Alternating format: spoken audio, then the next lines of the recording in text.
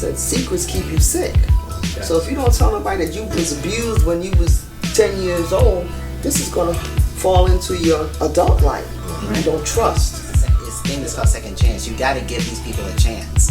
You got a lot of people that are going to say, you can't do this, you can't do that, because you've been in prison and such for what you've done. They build in jails because they know that crime is going to happen. They know that everything is set up. Everything is set up for us to fail. Like our kids are with somebody else for 8 hours a day. And I think David Banner said it the best. He said, would Jews let Nazis teach their children?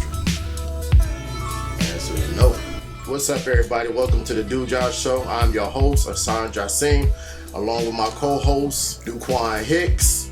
And we have two awesome guests with us today. We got Winona Mimms. Did I say that right? Yes, you did. Got it.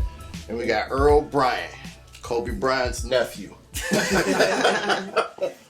And the topic we're going to touch down here today is mental health. We have with us an expert on mental health, Winona Mimms, and she said we can just go all in, so we're not going to spare no dirty details. I guess I'll start off with one of my questions is it's probably like going to the roots. One of the things I think affects us is do you think slavery played probably one of the most major parts in mental health as far as black people go?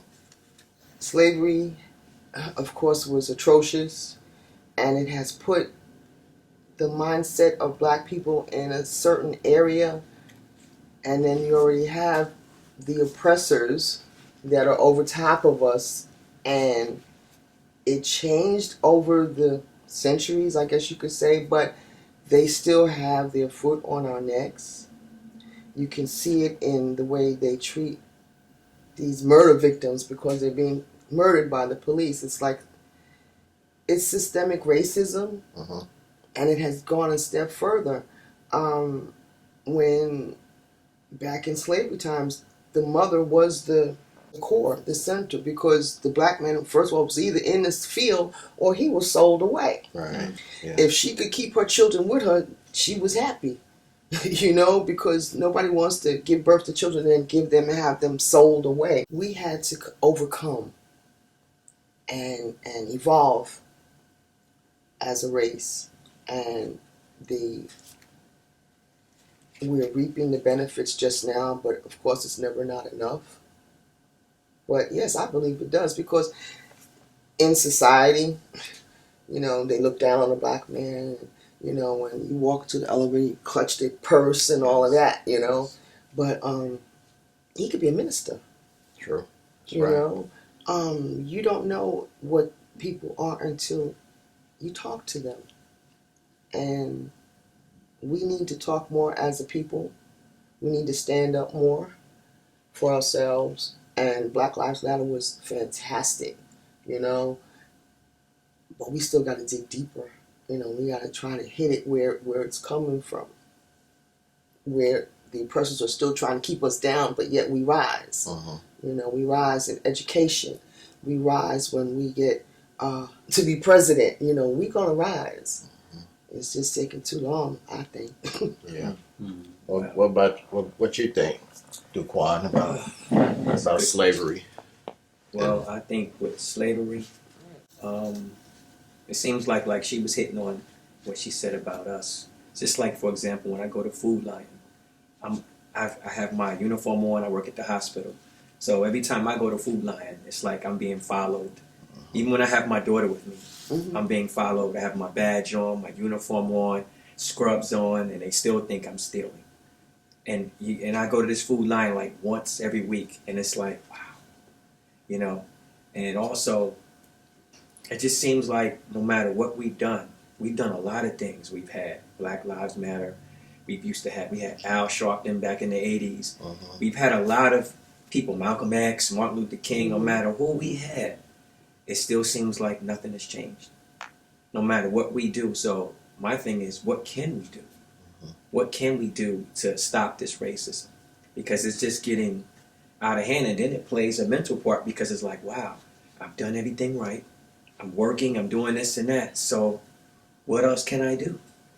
And for some people that's, who are feeling down and depression, then what do they do next? Then they go out killing. Because some people don't know how to handle certain situations. So my thing is, what can we do? What you think about, Earl? Same question. Slavery, mental health, and where we are today. I'm gonna be straight up honest. Like with slavery, of course, I've been told about, by my family and of course by other people of like how you all, have dealt with. Which again, I've respected, for all you all have done. But most of all, it's like every time, probably like if you go to a store and probably you just go out somewhere just to hang out, whatnot. Not only you're just like being tracked, it's like you're being watched, like almost every single day. We're not something that you think like, can you please respect us like as human beings, and not just out there, but also in social media as well. But to me, it still does hurt because, but ever since Dr. Martin Luther King did his speech, you don't see that anymore physically, Right. but it's in the minds of people.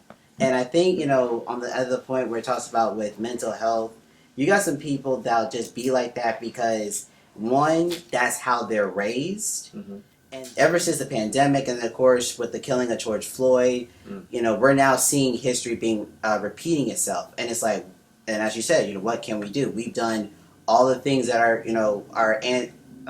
family members that have gone before us have told us what we're supposed to do. We've done the things that strangers have told us to do. And all this other stuff. And the question is, what can we do? As Dr. Martin Luther King said in his speech, don't judge, by the color of their skin, but by the content of their character. And that's how we should go by each and every day. Yeah, I'm with that. Yeah, I'm with that too. Yeah. Yes. I think one of the things that might help is education. Like our kids are with somebody else for 8 hours a day. And I think David Banner said it the best. He said, would Jews let Nazis teach their children? Answer is no. Jews got their own community. They teach their own kids. I think if like something to start our own schools, because I didn't know about slavery growing up. I didn't know about racism growing up. My parents didn't have that conversation. The school, uncles, aunties, nobody said anything about it. You know how I found out about slavery? Public Enemy. Public Enemy. Shout out to PE. Shout out to PE, man. Through hip hop, that's how I found out, because these conversations wasn't being taught. Got a question? Yes, I have a question about mental health. How can you, people say nowadays, I have mental health issues. I have mental health issues. How do you determine someone who has a mental health issue than someone who is just trying to get over? Because a lot of people use that mental health card to get certain things in life. Yeah. And you don't want to come across someone wrong when he might really have an issue. So how do you determine someone who has a mental health issue and someone who doesn't? You listen, but you gotta watch them too. It's not what I say, what I do. So when you see somebody like trying to blow you up and then trying to get over on you at the same time, you have depression, you have suicidal people that sometimes you gotta take them for their word, sooner or later. You have people that are bipolar, you have people that are just confused, like, okay, sexual identity. People are, some are confused about it, They won't know who they really are until further on down the road, right? But you got to talk to someone. You have to have some type of resource that you can go to and try to get some help, and you can't give up. Because just because I go to the mental health place in the county and okay, it's a white doctor, he's prescribing the medicine, but I'm not getting the therapy, the psychologist who's going to sit and talk to me. Yeah. People are always ready to give you pills for something, but That's true. you have to dig deeper, and it takes time, and you have to stick with it if you want to get better. Become a better person for your family, a better person for society. Because everything that's going on in this society in the United States, that's the extra stuff that's on your back that you have to carry day to day. Yeah. When you get up and look in the mirror, you see this black face, and you say, "How I'm going to present myself today?" All right. You know, Right. I'm not going to be, I'm going to be confident. I'm not going to be played. I'm not going to be nobody's fool. I'm going to be kind. I'm going to help somebody and make somebody else smile for a change. Yeah. Right. You know, those little things boost other people, and in helping them, you help yourself. Things. Sometimes it's just the little things. You know what I do when I'm depressed? I stop women that are in their 60s and 70s and I tell them they sexy. Oh, that works both ways. I tried it. It's just random. Sometimes it works. Sometimes they look at me crazy. And do you think social media is playing a part in mental health? Definitely. Yeah. That's why I got on Instagram, right? And I'm looking, you know, and I'm like, I'm not posting because I'm not about me.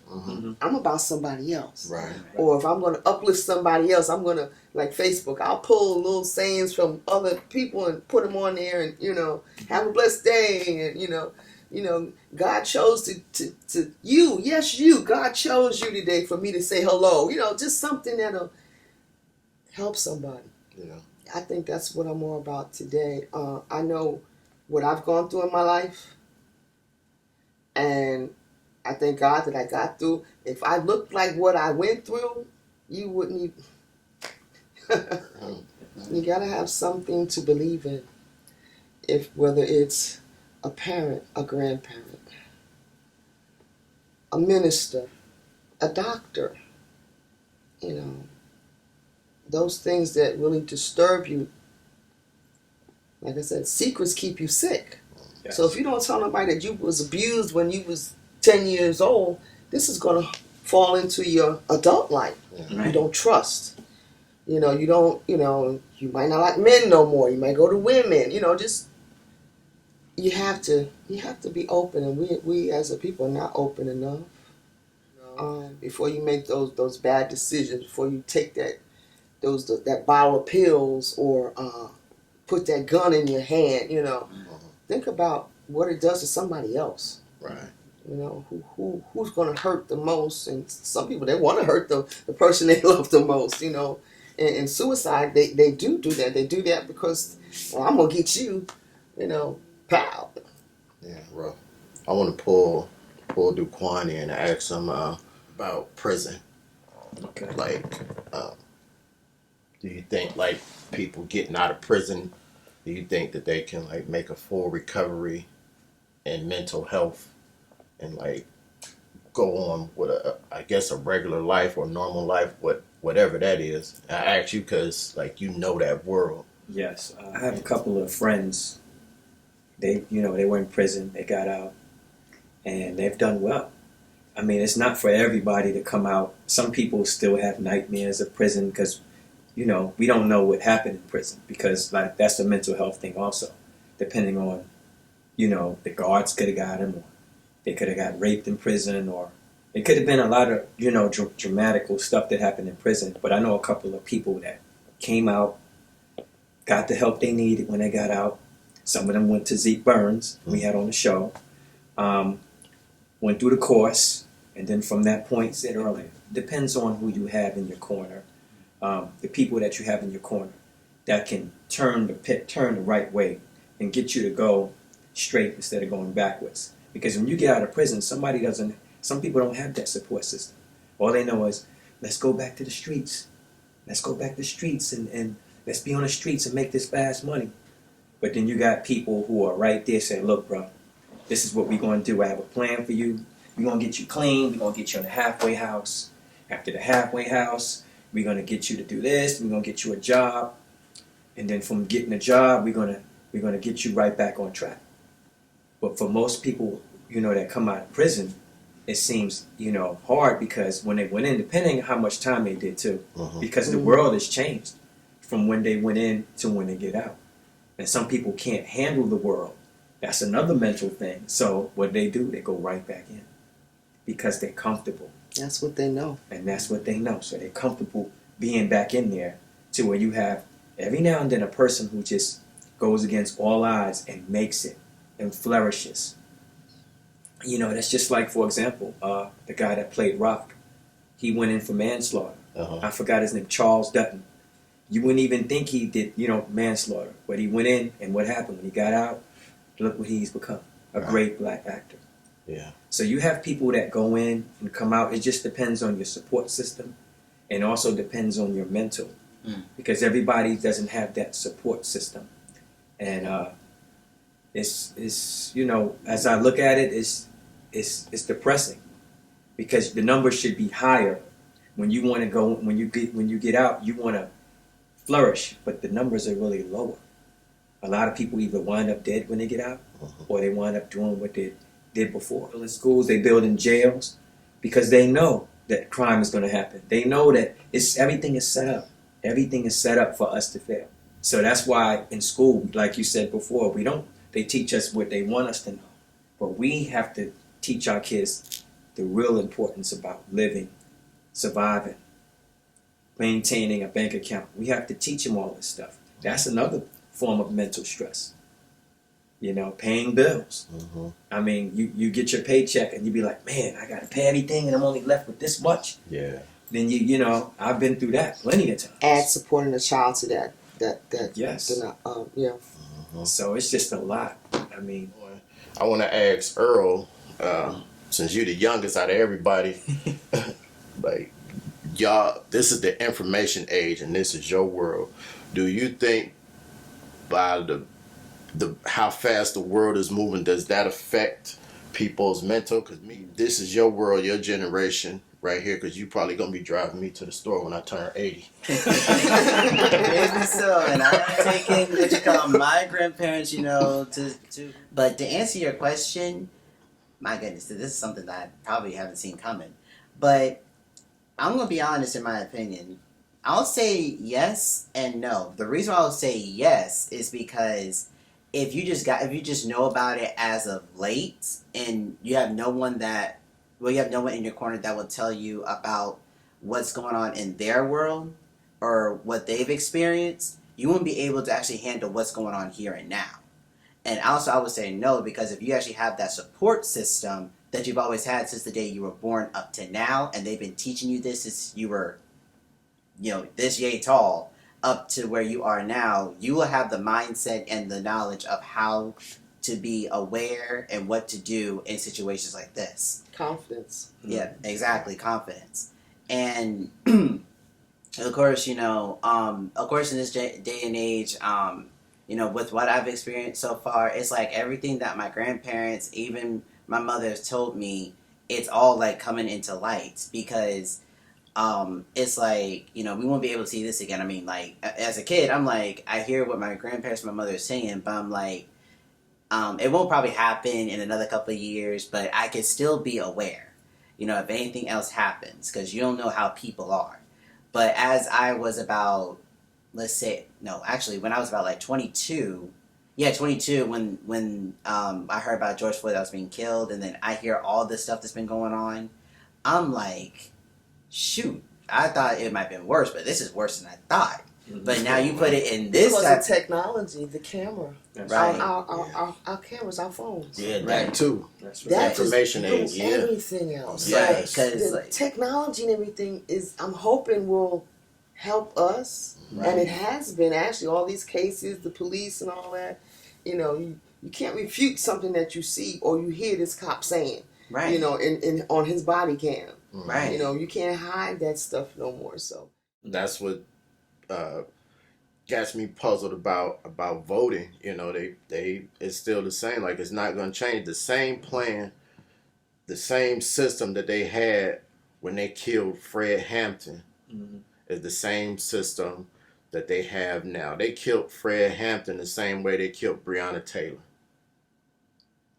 The same exact way. Cops went in there, bah, bah, bah, bah, bah. Nobody went to jail, lawsuit, boom. But this child is still dead. That's the same system that J. Edgar Hoover put in place in law enforcement. It's okay to go, whatever you got to do to bring them down, so be it. And the president, like, they not changing that. It's still the same exact system with law enforcement.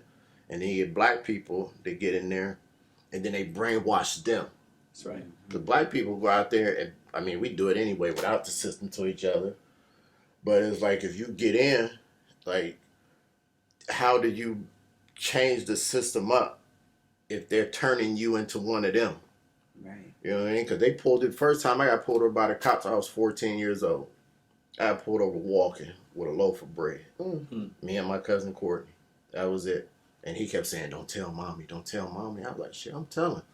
Yeah, like if you tell her, then she ain't gonna let us leave the house and go get bread and stuff. I'm like, what do I do? And it was a black cop and a white cop, and they was in unmarked cars. Searched us for drugs, handcuffed us, set us on the curb. What? I'm not making this up. I was scared out of my mind. I was freaking out. So ever since then, I don't feel safe when I see police. Exactly. I don't care what's going on. I don't care if I didn't do nothing wrong. When they get behind me, I'm like, oh shit, dude. I got pulled over in New Jersey when I was driving truck by New Jersey police. Yeah. I was in a company truck. It's a box truck. You didn't have a license plate on the front. It's North Carolina truck on the front. Oh, well, I'm gonna need to search you. I'm gonna need to bring you a thing. And he saw my name. He'd look at it like, oh, we got us a Black Panther. He running the license, and I'm sitting there chilling. And I look up, and there's 2 more cop cars behind me. I'm not lying. This happened last year. I'm like, still in my 40s? Yeah, I was like, I'm either going to jail or they're going to shoot me right now. And this is how I was feeling. Why am I afraid for my life at the age of 43, 44? Traffic stop. He could have just let me go. I was sitting there for almost an hour. They was running my name hard. He was running it hard. They was trying to find something. He was trying to find something. They did a deep background check right then, because they can do it with all the technology they got. All they need is your social. Boom, boom, boom, boom, boom, boom, boom, boom, boom, boom. I know they did. And he came back and he had this smug look on his face like, damn. Clean. Yep. God damn it. I'm not making this up, so I don't feel safe when I see police. I know that there's good cops and there's bad cops. I'm not saying all of them are bad, but all of them are bad to me until I figure out what I'm dealing with. What advice would you give us that we might be able to succeed both in life, but also be aware of our mental health?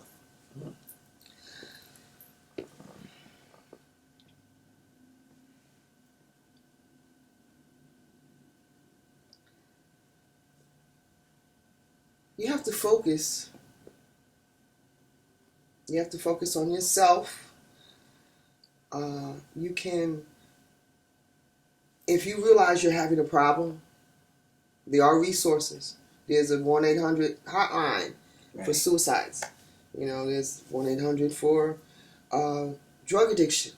You know, don't think you're in this by yourself. Hey, call 911 if it's like that. You know, someone can talk you down until somebody gets there. They'll send somebody there. Suicide, we think, is the ultimate answer to whatever our problems are in life, but it's not. Right. I've tried suicide a couple times. You know, when you start to think about what happened, what it does to everybody else. You know, the guilt that will be left behind on your parents or your children because you decide to do this drastic step, and there's no coming back from that. Right. So you have to consider your options then. You know, what are your options? Do you grab somebody? You know, any place. You can go to a AANA meeting and tell them you feel suicidal. That's not what their issue is, but they can talk to you. Right. If you have someone in your family that you feel like you can break down to and explain what's going on the inside. Or, like I said, you have to search outside. If you're an adult, you have to search outside. Behavioral health, all that, all in one. Find somebody. Really find somebody. Grab on to God. If you can't find nobody, talk to Him. Because sometimes, if you listen, you'll get an answer.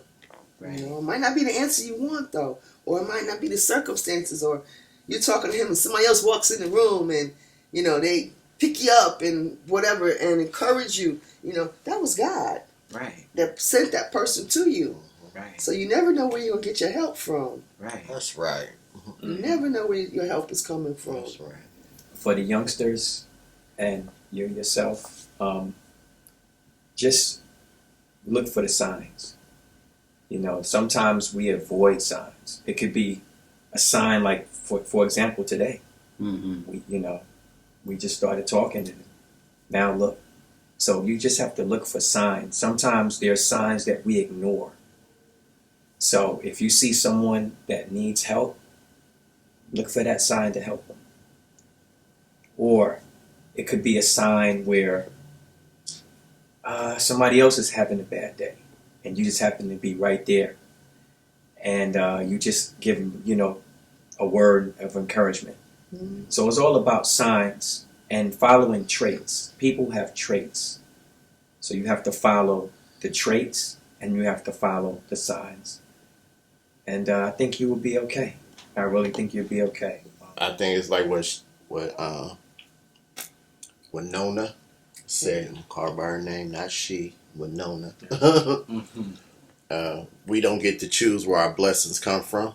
Right. I believe that wholeheartedly. Like Duquan said, pay attention. We so distracted today. So many things is just like pulling away at our attention. I'm guilty of it. There's so many things. I feel like I miss out on blessing so many people because I gotta go do this, gotta go to work, gotta go to the grocery store. It's like me. Right. In between that, my man Earl, thank you, brother, for coming out of your cocoon Yes, sir. and doing it. He wasn't gonna do it. Thank you, my sister. Yes. I appreciate you for coming in Thank you for and sharing your allowing me to share. expertise. She's an expert. My brother, Yes. my comrade, my everything right there. I appreciate him always. Likewise. And this is the Do Josh Show, and this is what we do here. Thank you for watching us, and we want to send a shout out to all the single moms doing your thing. We want to send a shout out to all the dads doing your thing, and all the dads who ain't doing your thing, start doing your thing. Stay Michelle, I encouraged. love y'all. Stay strong. I got some shout outs. You want to say something to somebody? To my mom and to my sister, to my grandparents, thank y'all so much. Love y'all. Shout out to my family.